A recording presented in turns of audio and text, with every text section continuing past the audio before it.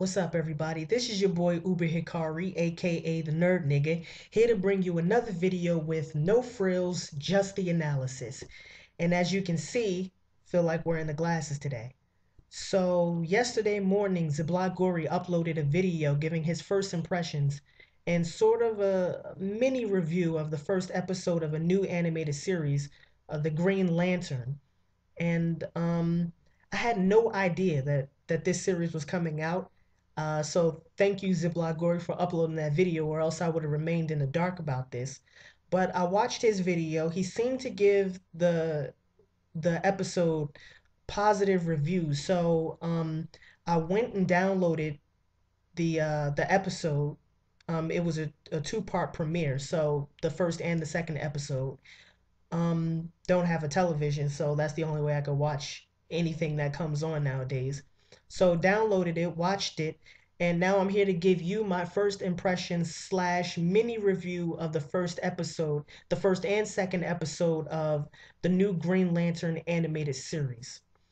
So first let me say, if you haven't seen Ziblagori's video, you should go watch that, and I'll post that link in the description below the video. But before I get into the review and the summary and my first impressions of the new animated series of the Green Lantern, let me just say I have no knowledge of the Green Lantern. Mm, Maybe I'll take that back a little bit. I know who the Green Lantern is. I know, his superpower revolves around, the ring. But for the most part, the only thing I know about him is his powers and abilities with regards to the Green Lantern ring. And I know that he's a superhero from DC, from the DC universe. Besides that, I haven't read any of the Green Lantern comics. I never really read comic books as a kid, in general, so I don't know anything about his backstory.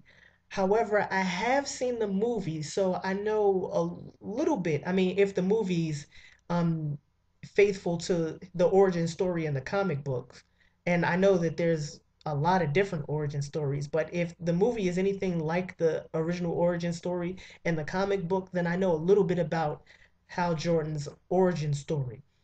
So if I decide to continue to do these videos on a weekly basis or whenever the cartoon comes on, you'll probably, well, you won't probably, you will be getting a different perspective from someone who's familiar with the comic books and who's familiar with the Green Lantern sort of mythos and mythology.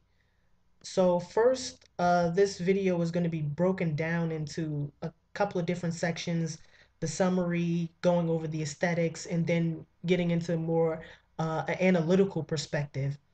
So first, let me give you a summary of the first and second episode premiere of the Green Lantern animated series. Basically, the Green Lanterns on the frontier of space, so at the edges of the at the edges of the the zone that the Guardians overlook, are there Green Lanterns around that frontier that are being killed by Red Lanterns. Really don't know anything about Red Lanterns. Like I said, I haven't read the comic books. So what it basically happens is that Hal and Kilowog go out to the frontiers of space to try and figure out what's going on, and they run into the Red Lanterns. They have a fight with them, and in the process, they save the life of a Green Lantern. And so the episode is basically about the confrontations that they have, the confrontation between the Green Lantern that they save, whose name, if I remember correctly, is Rev, Hal Jordan, Kilowog, and their confrontation that they have with the Red Lanterns, namely Razor, Zox, and specifically looks like the villain of at least the first arc or the first season is going to be Atrocitus. Um, so in terms of aesthetics, well, as for the rest of the episode, it's basically about that confrontation between those two sides, and some interesting stuff happens at the end of that episode. But I won't spoil it for you guys. In terms of aesthetics, the cartoon is going to be using CGI um, in order to render this animation. And there's some problems with this, and there are also some good things, some benefits to this. The problems are that the facial movements, if you've ever seen CGI or if you're familiar with CGI, you'll notice that the facial movements look kind of robotic and look kind of stiff. So you don't get that sort of basically the flexibility of emotions that can be conveyed with traditional art forms or traditional ways of rendering animation. So that's a little bit, you know, odd. At least for me it is. Also, Ziblagori mentioned this in his video, but the bodies look a little stiff. And I think the reason why they look a little stiff is because CGI animation um, is basically rendered in a sort of block form based on,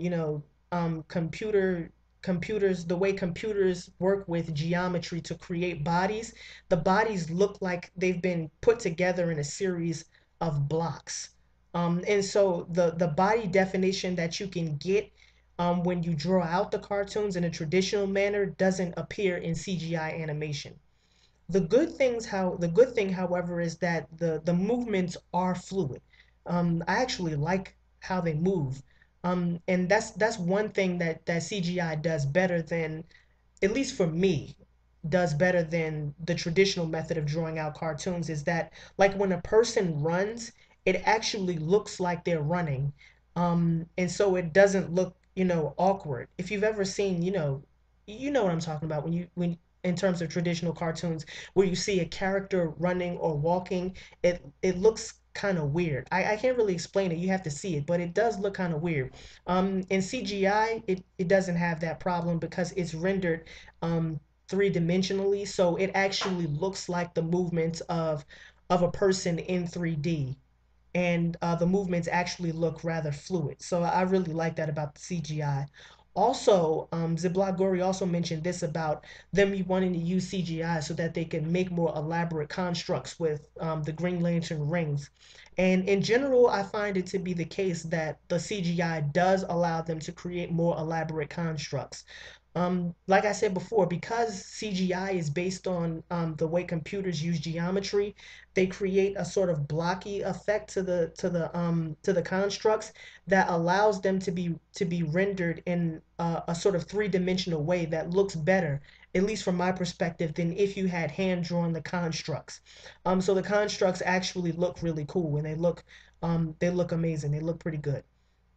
A particular instance of this is when Hal uses his ring to create a sort of what looks like a Pro Tools drill, basically, and you can see the head of the drill spinning, and it really looks like it's 3D. It really looks pretty cool. So, in terms of the CGI, if you've been wondering about the CGI and about how that'll affect the quality of the animation, I would say that the quality of the animation, the good things outweigh the bad things, and so I think you'll be pleasantly surprised. So don't decide to not watch this because you're worried about the CGI. I think the CGI looks pretty good. So getting a little bit more in depth um, in terms of an analysis of the show and my first impressions. The opening scene looks well. First, there's an opening scene where a Green Lantern is being attacked by a Red Lantern, and once that fight ends, there's a scene um, later on with Hal Jordan when he approaches the Guardians about the problems on the frontiers um, between the Green Lanterns who are being, killed off by the Red Lanterns. The voice acting, the dialogue, and the music had, a was there was like perfect synchronization. It was really good. Because if any of those things are off, then you'll mess up the mood and you'll mess up the tone. So if the voice actors, are bad, but the dialogue and the music is good, it'll still mess up the tone and the setting and the mood. So all of those things worked in perfect synchronization when you see Hal um, talking to the Guardians and basically arguing back and forth with them. The voice acting is very good. Kilowog, I think, sounds like what Kilowog should sound like. So the voice acting for Kilowog is good. And the dialogue that was going back and forth, I thought was pretty snappy. Particularly how, Hal has that, sarcastic, wit. So I thought the dialogue was pretty good. And I also thought that the mature way that they were handling the sort of moral complexity of the issues was also rather good. So the dialogue in that scene was also good. And also the music was just very good for setting the mood of what was going on. So it doesn't have that, kiddish happy-go-lucky type of feeling or atmosphere to it. It actually has a more mature tone. So I think they want to, of course, capture, the kid demographic, but it's also for, I think, young adults. So it does have that sort of mature atmosphere and mature tone to it. So if you're like, 17, 18, 19, or even my age, I'm 22, then I think that you'll be drawn into this new series. Also, they've kind of done something different, I think, with this spaceship that they've added to the Green Lantern mythology. There's this spaceship. Well, um the because the problem with the Red Lanterns are occurring at the outer boundaries of the zone that the Guardians are tasked with overlooking, they need to find a way to get there pretty fast. And if they move just at the regular speed, this is how it's explained, at least in the cartoon. If they move at the regular speed of a lantern, even if they move as fast as the ring could possibly take them or as fast as they could possibly go, it would take them 18 months to get to that outer boundary, the frontier of space, as it were. So there's this cool spaceship that they have that's powered by a power battery, I think it's called, a Green Lantern power battery, which is really cool. And just as a sort of aside, Hal actually uses that power battery in a fight with the Red Lanterns, and it fucking looks awesome the way he uses that power battery. It basically looks like a freaking Kamehameha wave. It was just an awesome scene. But getting back to the spaceship uses something that's called ultra warp, and at least from a scientific aspect, yes, I am a nerd. So from a scientific aspect, it looks like the ship creates a sort of wormhole in order to evade the speed of light paradox. If any of you are familiar with, general relativity, you'll understand that if a person is moving at the speed of light or near the speed of light, then they will age less quickly than a person who's not moving at the speed of light. So they sort of get through that paradox because if Hal Jordan um is moving, at the speed of light, um then it'll mess up the time in with Hal Jordan because he'll age less quickly, and so by the time he gets back, um everyone else will have grown so much older than he is, and that would really mess up the show in terms of the time. Know this sounds kind of odd that I'm talking about this, but I'm interested in this kind of stuff. So yeah, and but if the spaceship that they're using can create a wormhole, then they can evade that problem of time and the speed of light paradox. So I think that's probably why they introduced the spaceship. I could be wrong about that, but that seems like a legitimate reason to use the spaceship. And besides, the spaceship is very cool. Like I mentioned before, Hal uses the power battery that's used to power the ship in a fight scene with the Red Lanterns, and it looks awesome. Also, Hal Jordan is a very interesting character. And I didn't get to see this side of Hal Jordan when I watched the movie. Um, his characterization is not antithetical to heroism, but it does complicate the notion of what it means to be a hero. So in this two-part episode premiere, something very interesting is exposed about Hal's character. He seems to be the type of person who's not just arrogant and sarcastic, but he seems to have some more moral complexity, in so much as he's someone who does um is influenced or motivated by a sense of retribution. He seems to be the type of person who doesn't like weakness, and this sort of raises interesting questions about the relationship between heroism and masculinity. Because there is he does have, some romantic interest with Carol, who works with the fighter planes or the fighter jets. So there is raises some interesting questions about what it means to be a man, and whether or not you can take defeat as a man and still back down and, live to fight another day, or whether or not you should be motivated by your conception of masculinity and motivated by a sense of retribution, so that you don't basically look like a sissy. So that raises an interesting question about his characterization.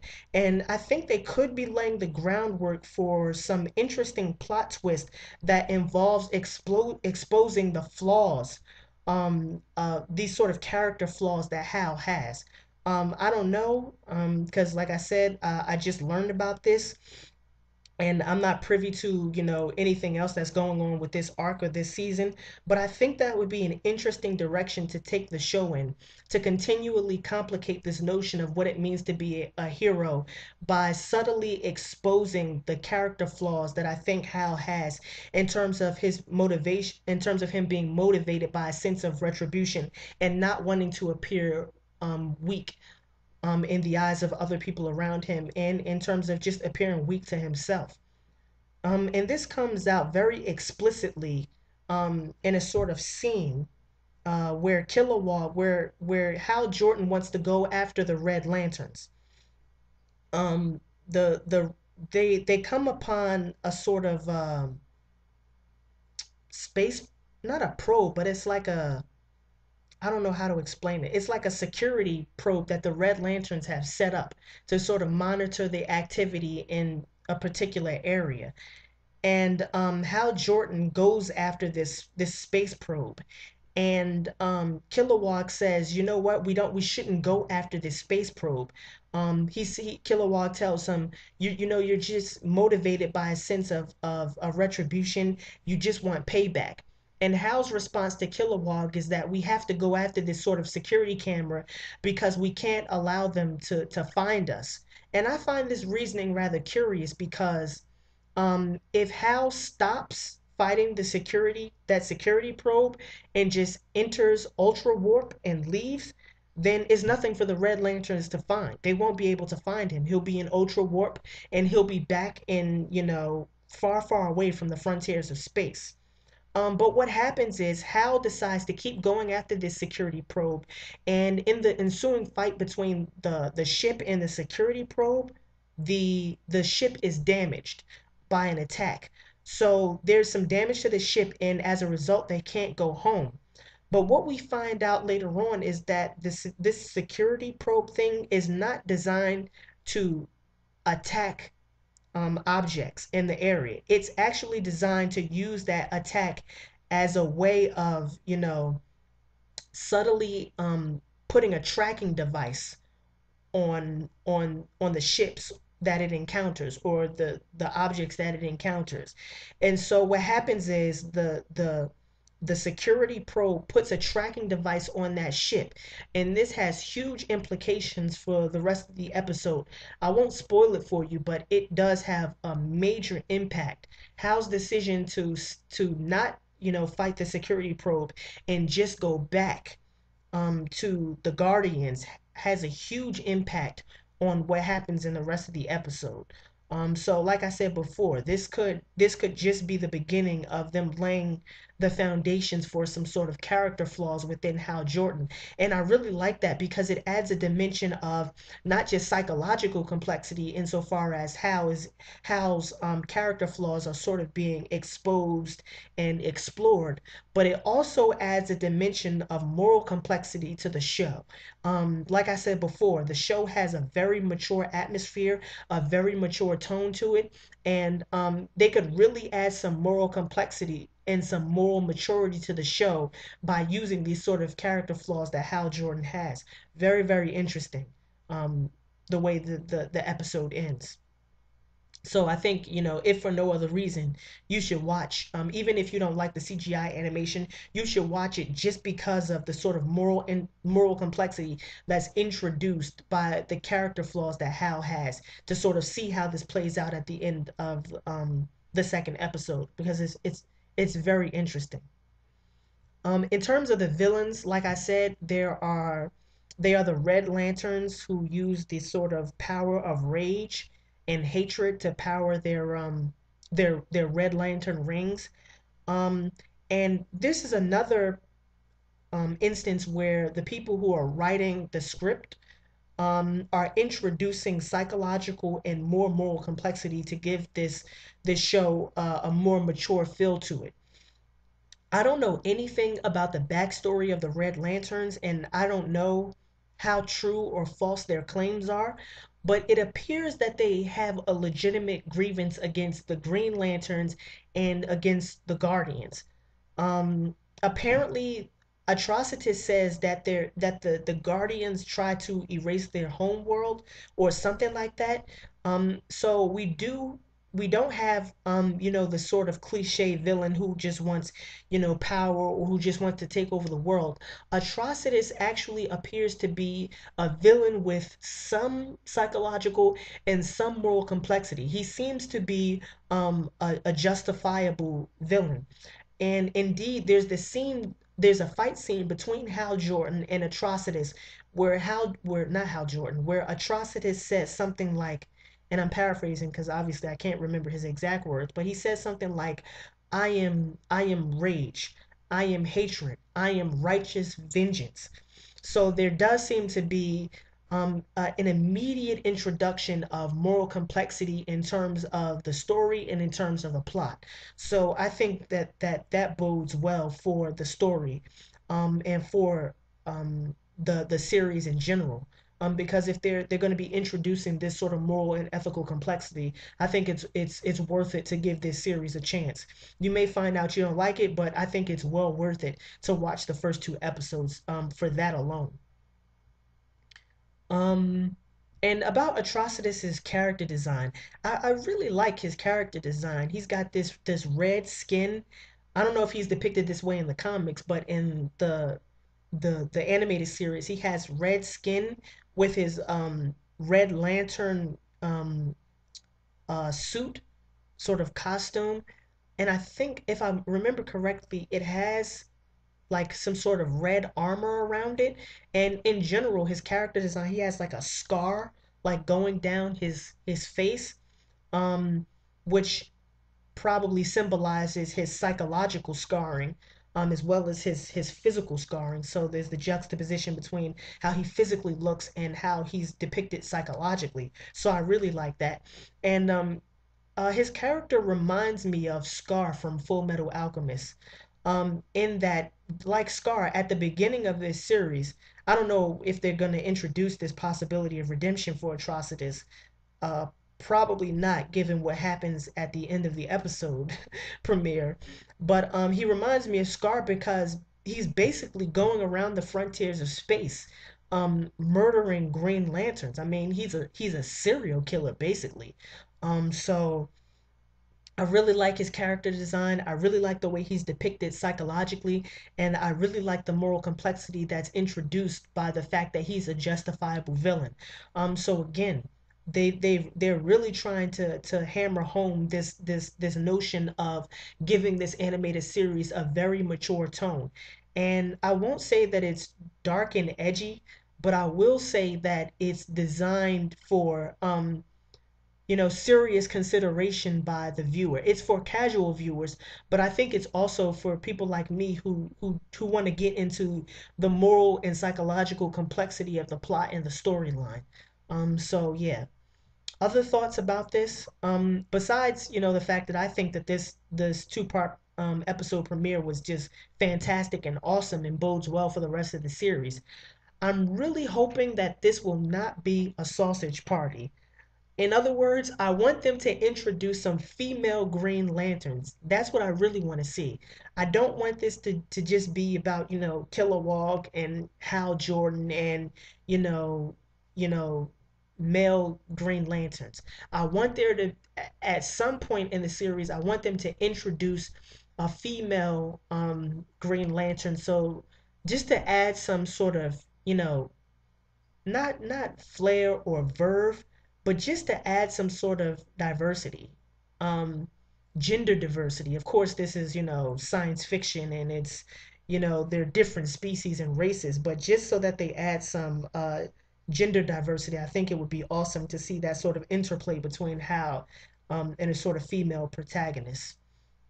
So yeah, that's my sort of first impressions and sort of mini review. Well, I'm not sure if it's a mini review anymore. Shit, the video is like almost 26 minutes long at this point. But yeah, that's my first impressions and sort of review of the Green Lantern animated series, the season premiere. So this is your boy Uber Hikari, aka the Nerd Nigga. Just brought you another video with no frills, just the analysis. Peace and have a blessed day.